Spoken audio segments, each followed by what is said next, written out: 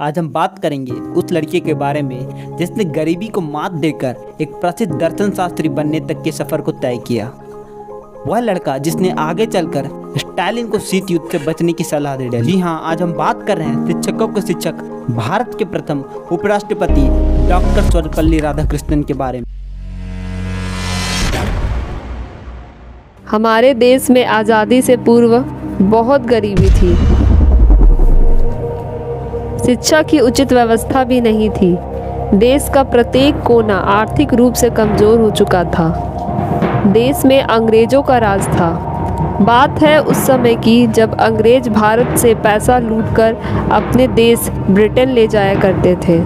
देश की कुल आबादी का कुछ प्रतिशत ही उच्च शिक्षा ग्रहण कर पाने में समर्थ था। वे चाहकर भी अपनी उच्च शिक्षा जारी नहीं रख पाते थे। धन के अभाव में भारतीयों के सपने अधूरे रह जाया करते थे। तमिलनाडु के एक तेलुगु लड़के की भी यही स्थिति थी। वह स्कूल पास कर चुका था और पिता इस स्थिति में नहीं थे कि वे आगे पढ़ा पाते, पर वह छात्र इतना होनहार था कि उसने अपने आगे पढ़ने की इच्छा को पूरी करने के लिए मद्रास क्रिश्चियन कॉलेज की स्कॉलरशिप का इंतज़ाम कर लिया।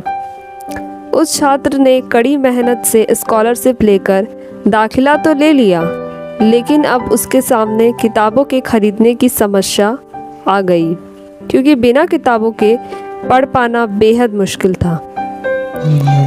और उस समय किताबें 1 रुपए की मिला करती थी। पर संयोग ही था कि दूर के एक भाई ने दर्शन शास्त्र में स्नातक किया था। उन्हीं की किताबें लेकर इस लड़के ने दर्शन शास्त्र में अपनी पढ़ाई शुरू कर दी। मुफ्त में मिली किताबों ने उनकी शिक्षा को और आसान बना दिया, बल्कि जीवन की दिशा भी बदल दी। पुत्र ने शुल्क और पुस्तकों का जुगाड़ कर लिया तो फिर पिता कैसे रोकते। कुछ ही दिनों में दर्शन शास्त्र में इतना रस आने लगा कि अंग्रेज शिक्षक भी उस छात्र को सर्वपल्ली राधाकृष्णन के नाम से जानने लगे। स्नातक कक्षा में उनके पहले ही शोध का लक्ष्य इस आरोप का उत्तर देना था कि वेदांत व्यवस्था में नैतिकता के लिए कोई जगह नहीं है। अंग्रेज शिक्षक ईसाई ज्ञान विज्ञान के आधार पर भारतीय दर्शन की खूब आलोचना करते थे। यह बात राधाकृष्णन को चुभती थी। स्वामी विवेकानंद की धारा में बहते हुए राधाकृष्ण ने ठान लिया शास्त्रों के गौरव को लौटाना और दुनिया को समझाना है। कुछ ही वर्षों में वह भारत के दिग्गज दर्शन शास्त्रियों में गिने जाने लगे। शिक्षकों के शिक्षक बनारस हिंदू विश्वविद्यालय और आंध्र विश्वविद्यालय में कुलपति भी रहे। राष्ट्रभक्त व बंधुता प्रेमी राधाकृष्णन मॉस्को में भारत के राजदूत रहे। उन्होंने सोवियत नेता स्टालिन को शीत युद्ध से बचने की सलाह दी थी। तब स्टालिन ने कहा, ताली दोनों हाथ से बजती है। तब विद्वान दर्शन शास्त्री ने जवाब दिया था, हाँ, दोनों हाथ से बजती है, पर शांति प्रिय देश होने के नाते सोवियत संघ कम से कम अपने हिस्से वाले हाथ तो वापस खींच ही सकता है। वह देश के उपराष्ट्रपति बनाए गए और फिर राष्ट्रपति, पर वह गरीबी की अपनी बुनियाद को कभी नहीं भूले।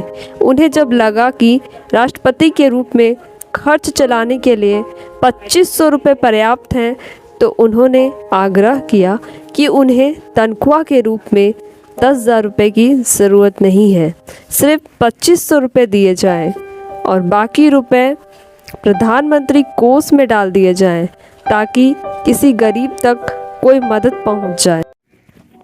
करेंट अफेयर को और भी मज़ेदार अंदाज में जानने के लिए हमारे YouTube चैनल पुटूस को ज़रूर से सब्सक्राइब कर ले और अपने सभी दोस्त हमारे वीडियो को ज़रूर शेयर कर दें और अपना वैल्यूबल फीडबैक हमें कमेंट सेक्शन में ज़रूर लिखें। धन्यवाद।